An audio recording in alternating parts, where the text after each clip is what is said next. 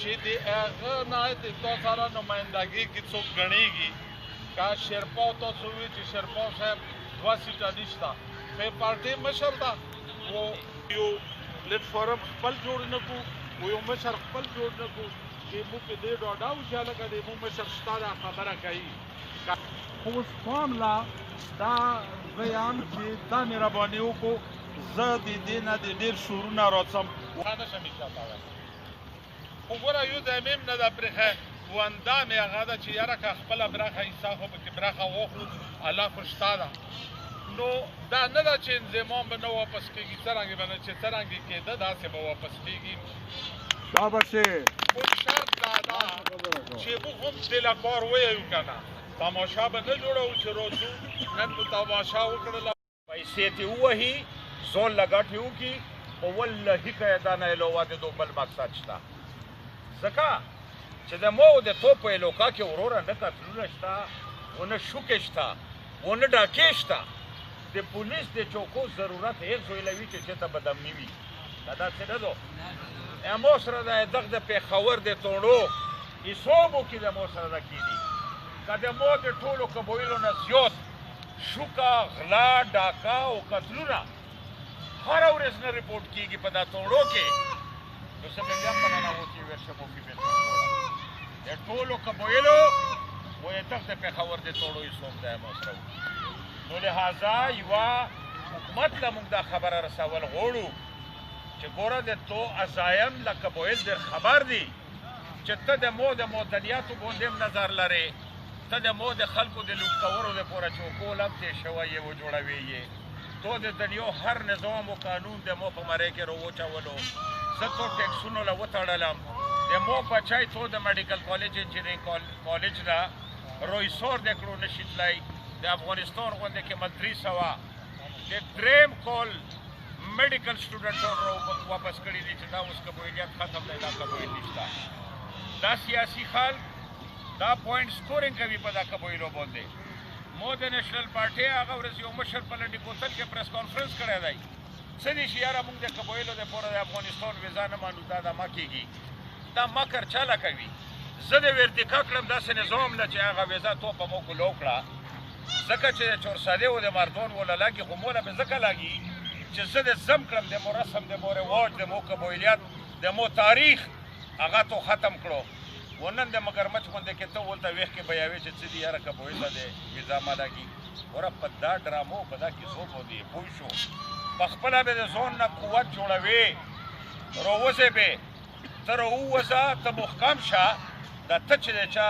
غونډې لڅې چې دا د تو غونډې ضروري شي هغو په مخ کې وکړه دا ټول بهتر دي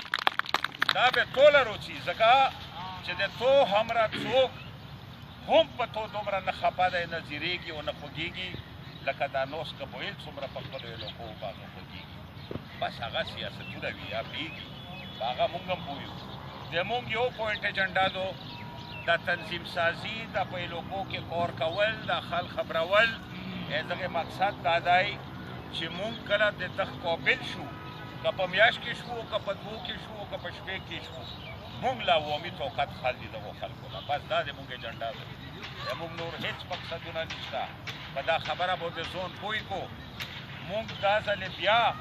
دا تېر ځلې ویلي وو 30 کسان په ایجنسۍ باندې خو اوس هم ورسره پوره نه یو هغه کسان په هغه طریقه باندې قبایلي سینیټران و امنګان ورته د ګازرو د مولو غونډه کې مخکې نوست وو دا خبرې یې اورېدې و چې په احتراماً کې دا جواب نه ورکولو چې صاحبه ګوره ته بې نیازي وې ته به د خپلې علاقې په نظام پوهېږې خو که ته دا وایې چې دا خلک د قبایل بدخو دي چې دا نظام یې غواړي نو زه ته بیا دا وایم چې ته د پاکستان بدخو یې چې ته دغه نظام مخالفت کوي د مو قبایلیت لا کم سړی چې سپک نظر او کمزوری نظر کوي هغه د نن نه پاس د مو سیاسي دشمن دی په هېڅ حال باندې د حق زه یو سیاسي غیر قبایل مشر له نه ورکوم چې هغه د قبایل رای په خپله پیش کړي هغې کرسۍ نه د حق د قبایلي عوام دی او موږ په دا خبره ولاړ یو چې تر هغې پورې به نه کینو چې د قبایلي عوام رای دې نه وي اخیستې وایي هغه نه د پښتنه نه وي کړي دا ځون له سیاسي او جمهوري ویایي او د جمهوریت مقصد دی عوامو رایدو او ته 1.5 کروڑ قبایل ته هغه د بس غورځولې دي او ته د غورای نه سره د رای خبره څوک نه کوي. مونږ له خو مزمت ته دغه سیاسي پارټو په کور دی د مولانا صاحب او د محمود خان چکزی مونږ د زړه نه قدر کوو. مونږ 200 ځلې دغه د احسان منلی دی او منو به چې تر کله ژوندي وو چې هغه صرف یو خبره کړې ده چې قبایل د عوامو رای ده وخستلی شي او دا ډیره اسلامي او جمهوري خبره ده. نو لہذا مونږ مزمت کوو د دغو بیانونو و مونږ دغو له دا قبایل به انشاءالله چې زه ژوندی وم زه به ورته ښایم چې دا قبایل دا خبره دا زم کېدل دا په جبر دا یې بد منلی دي او اوس روشه مخامخ کېنه وکړه دا سیلاب د قبایلو چې دا څه غواړي. نو لہذا په دا خبره ځون پوهول غواړي. بل لنډ تاریخ په مشوره توسې په خپله ویایو مونږ له ګوره ټول قومونه و ټولې لوکې دا پوره کول دي د تحریک چلول دي په هر تحصیل په هر قوم په هر کندي ننوتل دي خلک رو بیدارول دي و یو تاریخ وښول دي چې یاره کله مونږ عوامي طاقت دغو له ښیو. زه د اوس نه هم چې کومې د تحریک دپاره د کومو قومونو او د کومو ایجنسو کمیټې جوړې شوې هغه د اوس نه هم په دا کور شروع کړي چې مونږ له به هر ایجنسۍ یو تاریخ روکوي.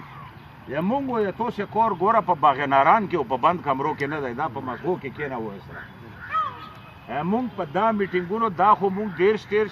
یوه سلا خلک راغوستي دي چې صرف مونږ په ایجنسو 13 کسان رو جمع شو او ډانچه جوړه کړو. دا د مونږ عوامي غونډه نه ده په دا غلط فهمۍ کې دا څوک نه وي دا هغه مشران و کشران مرګړي چې مونږ ډانچې له تشکیل ورکوی دغه پوره دو. نو لہذا په بل میټینګ کې هر ایجنسی له پکور دی چې هغه خپل تاریخ کې دی که 10 ورځې وي که 20 وي او که میاشت وي او که 2 وي چې تر کره پورې دی تیوري کولی شي. دا تحریک اوس د وزیرستان نه تر باجوړه به په هر ایجنسی ننوځي عوامي غونډې به کوي د خپل جنډې لوندې به جلسه کوي خپل منشور به خلکو له ښایي ته بیا کسه چې عوامي طاقت په تو پسې څنګه وداري.